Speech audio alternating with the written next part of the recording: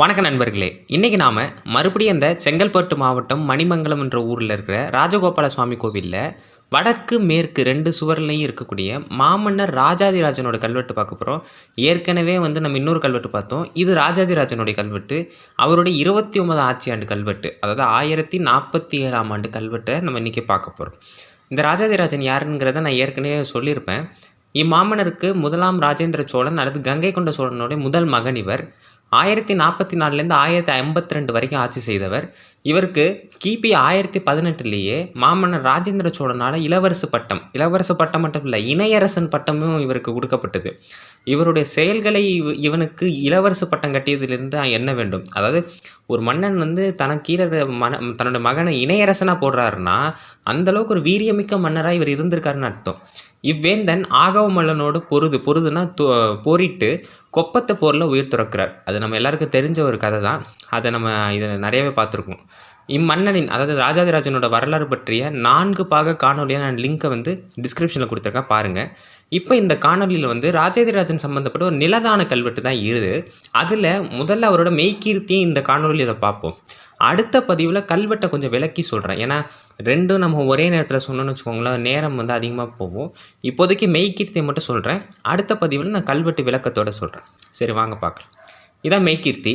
ஸ்வஸ்தி ஸ்ரீ திங்களர் தரு தன்றோங்கள் வெண்குடை கீழ் நிலமக நிலவ மலர்மகட் புணர்ந்து செங்கோலோச்சி கருங்களி கடிந்து தன் சிறிய தாதையும் திருத்தமை அணையும் குறிக்கோள் தன் நிலங்கோக்களையும் நெறியுணர் தன்றிரு புதல்வர் தம்மையுன் துன்றிய தெருசில் வானவன் வல்லவன் மீனவன் கங்க நிலங்கையர் கிரைவன், அதாவது இலங்கையருக்கு இறைவன் அர்த்தம். புலங்கலர் பல்லவன் கணக்குச்சியர் காவலன் என்ன பொன்னணி சுடர்மணி மகுடஞ்சூட்டி படர் புகழாங்கவர் கவர் நாடருளி பாங்கரு தென்னவர் மூவருள் மானாபரணன் பொன்முடி ஆனா அப்படின்னு சொல்கிறாங்க. அதாவது அர்த்தம் என்னென்னா, மங்களம் உண்டாகட்டும், சந்திரனை போல் அழகு பெற்ற மாலை அணிந்த தன் வெண்கொற்ற குடையின் கீழ், அதாவது வெண்கொற்ற குடை, இதெல்லாம் நிறைய ஓமையோடு வரும். பூமி தேவி இருக்க திருமகள்னா லக்ஷ்மி தேவியை உரிமை உடையவனாக கொண்டு செங்கோலை செலுத்தி வறுமையை ஒழித்து தன் சிற்றப்பனா யார், மாமன்னர் ராஜேந்திர சோழனோட தம்பியை குறிக்குது. எரிவலி கங்கை கொண்ட சோழனுக்கும் தம் தம்பிமார்களுக்கும் நெறி கொண்ட தம் நெருங்கிய அழகுடைய மகனுக்கு இவரும் பட்டம் கொடுக்குறார். இவரும் தன்னோட புதல்வர்கள், தன்னோட தம்பிகளுக்கு, தன்னோட சிற்றப்பனுக்கெலாம் பட்டம் கொடுக்குறாரு. என்னென்ன பட்டம் பாருங்க: வானவன், வில்லவன், மீனவன், கங்கர், இலங்கையருக்கு இறைவன், அப்புறம் பொன்னால் செய்யப்பட்ட வீரர்கலலை அணிந்த பல்லவன், அப்புறம் கணக்குச்சியர் தலைவன், இப்படி நிறைய பட்டப்பெயர்களை கொடுக்குறாரு. அதில் வில்லவன்னா சேரன் அர்த்தம், மீனவன்னா பாண்டியன் என்று தம் சிற்றப்பன் தம்பிகள் மற்றும் புதல்வருக்கு பொன்னால் செய்யப்பட்ட மணிமகுடங்களை அவர்களுக்கு சூட்டி, அதாவது தங்கத்தால் ஆன கிரீடத்தை சூட்டி விரித்த புகழுடைய தேசங்களை அவர்கள் வழங்கும் பல நாடுகளை கொடையாக கொடுக்குறார். யார்? ராஜாதிராஜன். இலங்கை வேந்தன் பொன்னால் செய்யப்பட்ட மகுடத்தை அணிந்த மானாபரனின் தலையை வெட்டியும், இலங்கை வேந்தனோட தலையை வெட்டுறாரு. யார்? இந்த ராஜாதிராஜன். அவர் பேர் மானாபரன். அவரோட தலையை வெட்டுறாரு.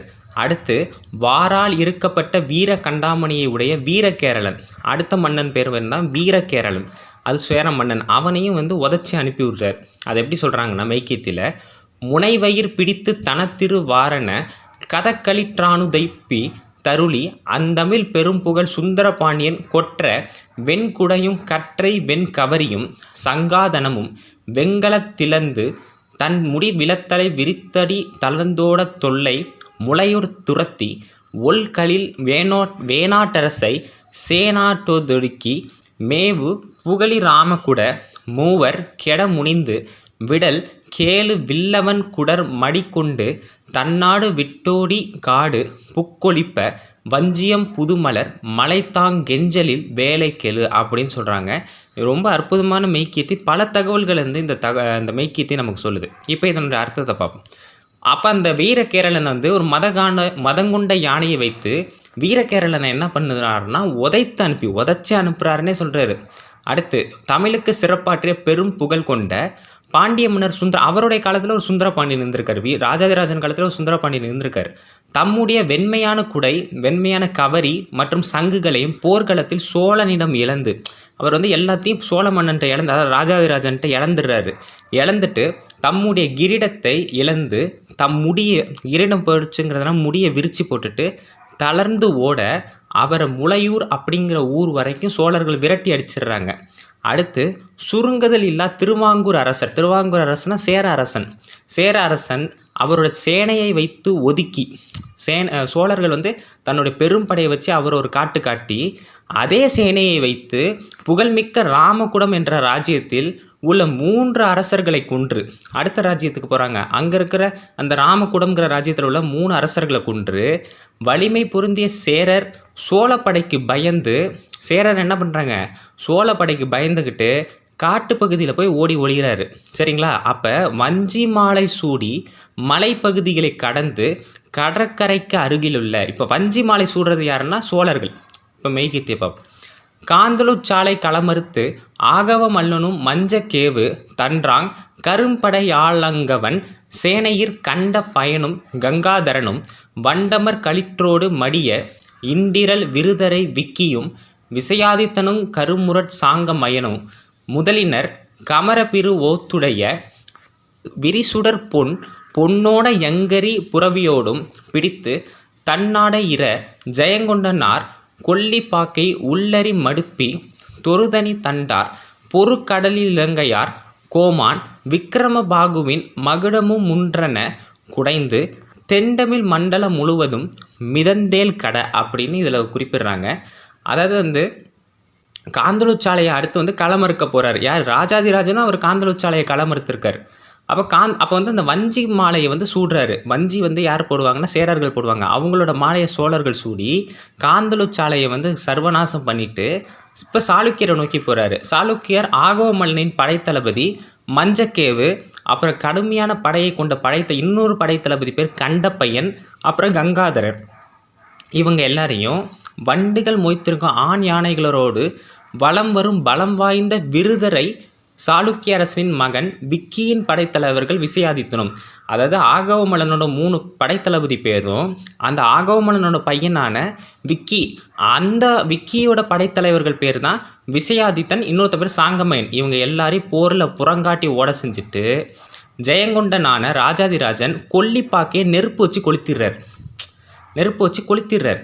அந்த நாட்டையே வந்து நெருப்பு வச்சு கொளுத்திட்டு தனித்தீவான இலங்கையை, இப்போ இலங்கைக்கு வர்றாரு, தனித்தீவான இலங்கையை பெரும் படை கொண்டு அங்கிருக்கும் மன்னனான விக்ரமபாகுவின் மகுடத்தை கைப்பற்றி, இப்போ விக்ரமபாகு தான் ஆட்சி செய்கிறாரு, அவரோட மகுடத்தையும் கைப்பற்றிட்டு ராசாதிராசனிடம் ஏற்கனவே தோற்று போன பாண்டிய மன்னன், இன்னொரு பாண்டிய மன்னன் பேர் விக்ரம பாண்டியர், அவர் காலத்துலேயும் ஒரு விக்ரம பாண்டியர் இருந்திருக்காரு, ஆட்சி செய்த முழுமையான பாண்டி மண்டலத்தை, இந்த விக்ரம பாண்டியன் ஆட்சி செஞ்சார்ல பாண்டி மண்டலம், அதை முழுவதையும் கைப்பற்றுகிறாரு. யார்? ராசாதிராசன். மிகச்சிறந்த ஒரு மன்னராக இருந்திருக்காரு இந்த ராஜாதிராஜன். ஆனால் கால கொடுமை என்னென்னா அவரை பற்றி தெரியாமலே இருக்குது. அடுத்து மெய்கீர்த்தி. ஈழம் புக்க விலங்கேசுரன் ஆகிய விக்ரம பாண்டியன் பருமணி மகுடமும் காண்டகு தன்ன தாகைய கண்ண குச்சியினும் மார்கழி ஈழம் சிறிதென்றெண்ணி உலங்கோல் தன்னாடு தன்னுறவோடும் புகுந்து விலங்கு முடிக்கவித்த வீரசலா மேகன் பொருட்களத்தஞ்சி தன் கார்களிலிருந்து கவேரனடி காதலியோடும் தன் ரவ்வையை தன் பிடித்து தாயை மூக்கறிய ஆங்கவ மானம் நீங்குவதற்காக மீண்டும் வந்து விட்டொழில் பிரிந்து வெங்கல துளர்ந்த வச்சங்கல தரைசன் பொன்னணி முடியும் கண்ணரன் வழி வந்துரை கொல வீழ்த்தரைசன் ஆகிய அப்படின்னு சொல்கிறாங்க. அதாவது அவர் ராஜாதிராஜன் என்னென்ன வேலைகள் செய்தார், அவர் வந்து என்னென்ன மன்னர்களை ஜெயித்தார், என்னென்ன போர் முறைகள் நடந்ததுங்கிறத இந்த மெய்கீர்த்தி சொல்லுது. விளக்கம். இப்போ அலைகள் எழுப்புகின்ற கடலால், இப்போ அந்த விக்ரம பாண்டியன் வந்து தோற்று போய் இலங்கைக்கு வராரு, தப்பிச்சு வராரு. அதான் இலங்கையில் விக்ரம பாண்டியன் தஞ்சம் புக அவரது மகுடத்தையும் ராஜாதிராஜன் கைப்பற்றுகிறார். சரிங்களா? அடுத்து அழகு வாய்ந்த கணக்குச்சி ராஜ்யம். இது வந்து கனோசின்னு ஒரு இடம், இப்போ இந்தியாவில் வந்து வட இந்தியா பகுதியில் கனோசின்னு ஒரு இடம் இருக்குது. அது ஒரு ராஜ்யமாக இருந்திருக்கு. அந்த ராஜ்யத்தினோட அரசன் பேர் வீரசலா மேகன். இவனை பற்றி நான் ஏற்கனவே ஒரு கல்வெட்டை சொல்லியிருப்பேன். அவன் உறவினரோடு இலங்கையில் இருந்ததை அறிஞ்ச ராஜாதிராஜன் அவனோடும் போர் செய்கிறாரு. போர் செஞ்சு போர்க்களத்திலிருந்து அந்த வீரசலா மேகன் தோற்று போயிடுறாரு. தோற்று போய் யானையிலிருந்து கீழிறங்கி துன்புற்று ஓட ராஜாதிராஜன் என்ன பண்ணுறாரு, வீரசலாம்பேகனோட மனைவி, அப்புறம் தமக்கைனா அக்கா, எல்லாரையும் பிடித்துடுறாரு. பிடித்து அவனுடைய தாய், அதாவது வீரசலாம்பேகனோட தாயோட மூக்கை அறுத்து, அந்த தன்னோட தாயோட மூக்கை அறுத்துட்டாங்களேன்னு சொல்லி வீரசலாம்பேகன் மறுபடியும் போர்க்களத்தில் சோழர்களோட மோதி வேறு வழி இல்லாமல் இறந்து போயிடுறார். புரியுதுங்களா இல்லையா? அப்புறம் பொன்னால் செய்யப்பட்ட மணிமகுடம் அணிந்த ராஜாதிராஜன் தளபதி கண்ணரனும் இலங்கைக்கு மறுபடியும் இலங்கையோட இன்னொரு பகுதிக்கு வராங்க. புரியுதுங்களா? இந்த இலங்கையில் தான் நிறையா விஷயமே நடந்திருக்கு. இப்போ மெய்கீர்த்திக்கு வரும். சீர்வல்லவன் மதனராஜன் மெல்லொளி தடமணி முடியும் கொண்டு வடபுலத்திரு காலாவதும் பொறுப்படை நடாத்தி கண்டர் தினகரன் நாரணன் கணபதி வண்டலர் தெரியல் மதிசூதனடு ரெனை பலவரையறை முனை வயிற்றுறுத்தி வம்பலர் தருப்பொழில் கம்பிலி நகருள் சலுக்கியர் மாலை தகப்பி தில கதமில் அப்படின்னு சொல்கிறாங்க. அதாவது மாளிகையே அவர் சுக்குநூறாக்குறாராம். அந்த மாதிரி அந்த மெய்கீர்த்தியில் சொல்கிறாங்க. சரி, இப்போ இந்த கண்ணரனோட ராஜாதிராஜன் இன்னொரு பகுதிக்கு வர்றார். அப்படி அங்கே சேர மன்னன் இருக்கார் ஒருத்தர், அவர் பேர் சீவல்லவன் மதனராஜன். அந்த மதனராஜனை வீழ்த்தி அவருடைய கிரீடத்தையும் பறித்து அப்புறம் மாமன்னர் ராஜாதிராஜன் என்ன பண்ணுறாரு, நாடு திரும்புகிறார். சோழ நாட்டுக்கே திரும்பி மீண்டும் 2ஆம் முறையாக வடதிசை நோக்கி பெரும் படை கொண்டு சென்று மறுபடியும் ஆகவமல்லனோட சண்டைக்கு போகிறார். யார்? ராஜாதிராஜன். ஆகவமல்லனின் படையில் இருந்த இவங்க பேரெல்லாம் பாருங்க, கண்டர் தினகரன், நாரணன், கணபதி, அப்புறம் மதிசூதனன், அதாவது வண்டு சூழ்ந்த படையை கொண்ட மதிசூதனன் என அனைவரையும் துரத்தி, இவங்களாம் படை தளபதிகள் எல்லாரையும் துரத்தி விட்டுட்டு புதிய மலர்களால், அதை தான் வம்பலர்னு சொல்கிறாங்க, அலங்கரிக்கப்பட்ட காம்பிலின்னு ஒரு நாடு இருந்தது, ஒரு பகுதி இப்பயும் இருக்குது. பெல்லாரின்னு ஒரு ஊர் இருக்குது பார்த்தீங்களா, அதுக்கு பக்கத்தில் இருக்க ஊர் தான் அந்த காம்பிலி. அந்த நகரத்தில் உள்ள சாளுக்கியரின் மாளிகை, அதாவது ஆகவமல்லனோட மாளிகை இருக்குது பார்த்தீங்களா, அதை தகர்த்து எறிகிறார், இடித்து தள்ளுறாரு. இதோட சாளுக்கியர்களோட கதை முடிஞ்சிருது. இப்போ தமக்கு கீழ்ப்படியாத, அதாவது ராஜாதிராஜனுக்கு கீழ்ப்படியாத மெய்கீர்த்திக்கு வரும். வில்லவர், மீனவர், வேளக்குளர், சலுக்கியர், வல்லவர், கௌசலர், வங்கனர், கொங்கணர், சிந்துரர், ஐயனர், சிங்களர், பங்களர், அந்திரர் முதலிய வரைசரிடு திரைகளும் ஆறிலொன்று அவனியுள் கூறுகோள் பொருகளும் முகந்து நான்மறையவர் முகந்து கொள கொடுத்து விஸ்வலோகத்து விளங்க மனுநெறி நின்ற ஸ்வமேத செய்தரசு வீற்றிருந்த ஜெயங்கொண்ட சோழனும் உயர்ந்த பெரும்புகழ் கோவிராஜகேசரி வர்மரான உடையார் ஸ்ரீ ராஜாதிராஜ தேவருக்கு யாண்டு அப்படிங்கிறதோட இந்த மெய்கீர்த்தி முடியுது. இந்த மன்னன் அஸ்வமேத யாகம் செய்தவர் அப்படிங்கிற மாதிரி குறிப்பிடுறாங்க. சரி, இப்போ விளக்கத்தை பார்ப்போம்.